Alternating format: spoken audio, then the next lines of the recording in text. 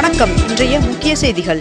வருகின்ற டிசம்பர் 18ஆம் தேதி தவேக தலைவர் விஜய் அவர்கள் ஈரோடு மாவட்டத்தில் பிரச்சாரம் செய்ய ஏற்பாடு செய்யப்பட்டுள்ளதாக தகவல் வெளியாகியுள்ளது. கோவை காந்திபுரம் பகுதியில் அமைக்கப்பட்டுள்ள செம்மொழி பூங்கா பொதுமக்களின் பார்வைக்காக இன்று முதல் திறக்கப்பட்டதாக தெரிவிக்கப்பட்டுள்ளது. 22 கேரட் ஆபண தங்கத்தின் விலை சவரனுக்கு ஒரே நாளில் 1600 ரூபாய் அதிகரித்து ஒரு சவரன் 98,000 ரூபாயாகவும் 1 கிராம் 12,250 ரூபாய்க்கும் விற்பனை செய்யப்பட்டு வருகிறது. இதனைத் தொடர்ந்து 1 கிராம் வெள்ளியின் விலை கிராமிற்கு 6 ரூபாய் அதிகரித்து 1 கிராம் வெள்ளி 215 ரூபாய்க்கு விற்பனை செய்யப்பட்டு வருகிறது.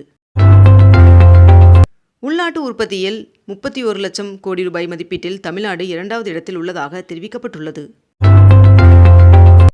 இஸ்ரோவின் ஆதித்யா L1 விண்கலம் சக்தி வாய்ந்த சூரிய புயல்களை கண்டுபிடித்து தரவுகளை அனுப்பியுள்ளது. கேரளாவில் 2 கட்டங்களாக உள்ளாட்சி தேர்தல் நடைபெற்றது. கலைஞர் மகளிர் உரிமை தொகை திட்டத்தின் 2ஆம் கட்ட விரிவாக்கத்தை முதலமைச்சர் மு.க. ஸ்டாலின் அவர்கள் இன்று தொடங்கி வைக்க உள்ளார். சர்வதேச அளவிலான பளுதூக்கும் போட்டியில் சிவகாசியை சேர்ந்த பெண் தங்கம் வென்று சாதனை படைத்துள்ளார். பிரதமர் அவர்களின் அறிவிப்பின்படி 2035ஆம் ஆண்டிற்குள் இந்திய விண்வெளி நிலையம் அமைக்கப்படும் என்று தெரிவிக்கப்பட்டுள்ளது. இந்திய கடற்படை மாரத்தானை ஒட்டி வருகின்ற டிசம்பர் 14ஆம் தேதி அதிகாலை 3 மணி முதல் மெட்ரோ ரயில்கள் இயக்கப்படும் என்று அறிவிக்கப்பட்டுள்ளது. டிசம்பர் 16ஆம் தேதி முதல் ஜனவரி 14ஆம் தேதி வரை அதிகாலை 3:30 மணிக்கு ராமநாத சுவாமி கோவில் நடை திறக்கப்படும் என்று அறிவிக்கப்பட்டுள்ளது. பள்ளிக்கரணை உள்ளிட்ட அனைத்து மாவட்டங்களில் உள்ள சதுப்பு நிலங்களை செயற்கைக்கோள் உதவியுடன் துல்லியமாக அளவிடும் பணிகள் முடிவடைந்து விட்டதாக தகவல் வெளியாகியுள்ளது.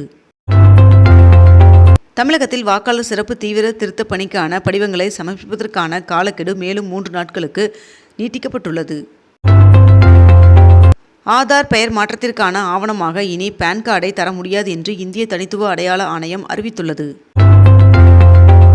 கடல் பசுக்கள் அதிகம் காணப்படும் மன்னார் வளைகுடாவில் அதிக முக்கியத்துவம் கொடுக்கப்பட வேண்டும் என்று மக்களவையில் கனிமொழி MP அவர்கள் வலியுறுத்தியுள்ளார். அதிமுக பொதுச் செயலாளர் எடப்பாடி பழனிசாமி அவர்களுடன் பாஜக மாநில தலைவர் நயினார் நாகேந்திரன் அவர்கள் சந்தித்தார். 2025ஆம் ஆண்டிற்கான தமிழ்நாடு அரசு கலை மற்றும் அறிவியல் கல்லூரிகள் மற்றும் அரசு கல்வியியல் கல்லூரிகளுக்கான உதவி பேராசிரியர் தேர்விற்கான ஹால் டிக்கெட் வெளியிடப்பட்டுள்ளது. 2026ஆம் ஆண்டு சட்டமன்ற தேர்தலில் அதிமுக சார்பில் போட்டியிட விரும்புவோர் டிசம்பர் 15ஆம் தேதி முதல் விருப்ப மனு அளிக்கலாம் என்று தெரிவிக்கப்பட்டுள்ளது. ஆசிய கோப்பை கிரிக்கெட் தொடர் இன்று முதல் ஐக்கிய அரபு எமிரேட்ஸில் தொடங்க உள்ளதாகவும் டிசம்பர் 14ஆம் தேதி இந்தியா பாகிஸ்தான் அணிகளுக்கிடையே போட்டி நடைபெற உள்ளதாகவும் தெரிவிக்கப்பட்டுள்ளது. இந்திய ஜனாதிபதி திரௌபதி முர்மு அவர்கள் வேலூர் மாவட்டத்திற்கு வருகின்ற 17ஆம் தேதி வருகை தர உள்ளார் என்று தகவல் வெளியாகியுள்ளது. மின்னணு வாக்குப்பதிவு இயந்திரங்கள் முதல் நிலை சரிபார்ப்பு பணிகள் இன்று தொடங்குகிறது. 14வது ஆடவர் ஹாக்கி ஜூனியர் உலகக்கோப்பை 2025ஆம் ஆண்டிற்கான இறுதிப் போட்டியில் வெற்றி பெற்ற ஜெர்மனி அணிக்கு துணை முதல்வர் உதயநிதி ஸ்டாலின் அவர்கள் பாராட்டு தெரிவித்துள்ளார். தமிழ்நாட்டில் வடகிழக்கு பருவமழை இயல்பை விட 6% கூடுதலாக பெய்துள்ளது என்று வானிலை ஆய்வு மையம் தகவல் தெரிவித்துள்ளது. குடியரசுத் தலைவர் திரௌபதி முர்மு அவர்கள் 2 நாள் அரசுமுறை பயணமாக மணிப்பூர் மாநிலத்திற்கு செல்ல உள்ளார். சென்னையில் உள்ள 19 மண்டலங்களில் வருகின்ற 13ஆம் தேதி பொது விநியோக திட்ட மக்கள் குறைதீர் முகாம் நடைபெறும் என்று அறிவிக்கப்பட்டுள்ளது. தமிழ்நாட்டில் வார இறுதி நாட்களை முன்னிட்டு வருகின்ற 12ஆம் தேதி முதல் 14ஆம் தேதி வரை சிறப்பு பேருந்துகள் இயக்கப்பட உள்ளதாக தெரிவிக்கப்பட்டுள்ளது. தமிழ்நாடு அரசு பணியாளர் தேர்வாணையம் மூலம் வருவாய்த்துறையில் 476 பேருக்கு பணி நியமன ஆணையை முதலமைச்சர் மு.க. ஸ்டாலின் அவர்கள் வழங்கினார். புதுச்சேரியில் அனைத்து ரேஷன் அட்டைகளுக்கும் 750 ரூபாய் மதிப்பிலான பொங்கல் பரிசு தொகுப்பு வழங்கப்படும் என்று புதுச்சேரி முதலமைச்சர் ரங்கசாமி அவர்கள் அறிவித்துள்ளார். கிறிஸ்துமஸ் பண்டிகை மற்றும் புத்தாண்டை முன்னிட்டு தூத்துக்குடி மற்றும் மைசூரு இடையே சிறப்பு ரயில்கள் இயக்கப்பட உள்ளதாக தெரிவிக்கப்பட்டுள்ளது. தமிழகத்தில் வரைவு வாக்காளர் பட்டியலில் இருந்து சுமார் 70 லட்சம் வாக்காளர்களின் பெயர் நீக்கப்பட வாய்ப்பு என்று தகவல் வெளியாகியுள்ளது. தமிழகத்தில் வருகின்ற 23ஆம் தேதி வரை கடும் குளிர் நீடிக்கும் என்று சென்னை வானிலை மையம் தகவல் தெரிவித்துள்ளது.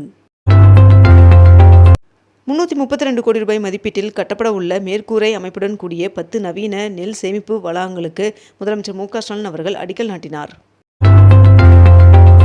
42 பத்திரிகையாளர்களுக்கு மாதம் 12,000 ரூபாய் ஓய்வூதியத்திற்கான ஆணைகளை முதலமைச்சர் மு.க. ஸ்டாலின் அவர்கள் வழங்கினார்.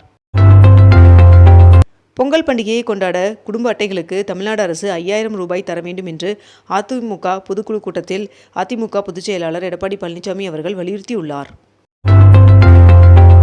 தமிழ்நாட்டில் இன்று முதல் 7 நாட்களுக்கு ஒரு சில இடங்களில் மிதமான மழை பெய்ய வாய்ப்புள்ளதாக வானிலை மையம் தகவல் தெரிவித்துள்ளது. தமிழ்நாட்டில் உள்ள வாக்குச்சாவடிகளின் எண்ணிக்கை 68,467 இருந்து 75,035 இந்திய தேர்தல் ஆணையம் உயர்த்தியது. வருகின்ற டிசம்பர் 14ஆம் தேதி திமுக இளைஞரணி மாநாட்டை முதலமைச்சர் மு.க.ஸ்டாலின் அவர்கள் துவங்கி வைக்க உள்ளார் என்று தகவல் வெளியாகியுள்ளது. AI கட்டமைப்பு வசதிக்காக இந்தியாவில் மைக்ரோசாப்ட் 1,50,000 கோடி ரூபாய் முதலீடு செய்ய உள்ளதாக தகவல் வெளியாகியுள்ளது. நாட்டில் 12 பொதுத்துறை வங்கிகளில் உரிமை கோரப்படாத 58,331 கோடி ரூபாய் டெபாசிட் தொகையானது முதலீட்டாளர்கள் கல்வி மற்றும் விழிப்புணர்வு நிதியத்திற்கு மாற்றம் செய்யப்பட்டுள்ளது. கேரளாவில் 2 கட்டங்களாக உள்ளாட்சி தேர்தல் நடைபெறுகிறது. இதில் நேற்று நடைபெற்ற கேரளாவில் முதல் கட்ட உள்ளாட்சி தேர்தலில் 71% வாக்குப்பதிவானதாக தகவல் தெரிவிக்கப்பட்டுள்ளது. திருப்பதி மற்றும் சீரடி இடையே புதிய ரயில் சேவையை மத்திய ரயில்வே இணையமைச்சர் காணொலி காட்சி மூலம் நேற்று தொடங்கி வைத்தார். திண்டுக்கல் மாவட்டம் பழனி மலை கோவிலுக்கு பக்தர்கள் எளிதில் செல்ல பனிக்குலர் விஞ்ச் ரயில் திட்டத்தை செயல்படுத்த தமிழக அரசு அனுமதி வழங்கியுள்ளதாக தகவல் வெளியாகியுள்ளது. 405 பகுதி சுகாதார செவிலியர்கள் 117 வட்டார சுகாதார மேற்பார்வையாளர்களுக்கு அமைச்சர் மா. சுப்பிரமணியன் அவர்கள் பதவி உயர்வு ஆணையை வழங்கினார். 2026ஆம் ஆண்டு பிப்ரவரி மாதம் முதல் வாரத்தில் சென்னையில் அனைத்துலக வள்ளலார் மாநாட்டினை முதலமைச்சர் மு.க.ஸ்டாலின் அவர்கள் தொடங்கி வைக்க உள்ளார் என்று அமைச்சர் சேகர்பாபு அவர்கள் தெரிவித்துள்ளார். தமிழக அரசுடன் இணைந்து திரைப்படம், இணையத்தொடர்கள் உள்ளடக்கத்தை உருவாக்க ஜியோ ஹாட்ஸ்டார் ஒப்பந்தம் கையெழுத்தானது. ஜியோ ஹாட்ஸ்டார் மற்றும் தமிழக அரசு இடையே 4000 கோடி மதிப்பிலான புரிந்துணர்வு ஒப்பந்தம் கையெழுத்தானதாக தகவல் வெளியாகியுள்ளது. அரசு உயர்நிலை மேல்நிலைப் பள்ளிகளில் தொழிற்பயிற்சி மையங்கள் ITI அமைக்க விவரங்களை பள்ளிக்கல்வித்துறை கோரியுள்ளது. இண்டிகோ விமான சேவைகளை 5% வரை குறைக்க சிவில் விமான போக்குவரத்து இயக்குநரகம் உத்தரவிட்டுள்ளது. கிரிப்டோ கரன்சியின் மூலம் பதுக்கிய 4189 கோடி ரூபாய் கருப்பு பண சொத்தும் பறிமுதல் செய்யப்பட்டுள்ளது. மேலும் 44,000 பேருக்கு அமலாக்கத்துறை நோட்டீஸ் அனுப்பியுள்ளதாக தகவல் வெளியாகியுள்ளது. மக்கள் தொகை கணக்கெடுப்பு பணிக்கு அலுவலர்களை நியமிக்க உத்தரவிடப்பட்டுள்ளது. மாநிலங்களுக்கு ஒன்றிய அரசு வருகின்ற ஜனவரி 15ஆம் தேதி வரை கால அவகாசம் கொடுக்கப்பட்டுள்ளது. திருப்பரங்குன்றம் விவகாரத்தில் நீதிமன்ற உத்தரவை நிறைவேற்றாததால் தொடரப்பட்ட நீதிமன்ற அவமதிப்பு வழக்கு வருகின்ற 17ஆம் தேதிக்கு விசாரணை ஒத்திவைக்கப்பட்டது.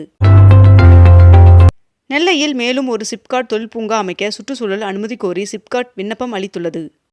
இத்துடன் இன்றைய தலைப்புச் செய்திகள் நிறைவடைகின்றன. மேலும் இதுபோன்ற அண்மை தகவல்களை உடனுக்குடன் தெரிந்து கொள்ள அக்னிபூ சேனலை சப்ஸ்கிரைப் செய்து கொண்டு தொடர்ந்து இணைந்திருங்கள். நன்றி, வணக்கம்.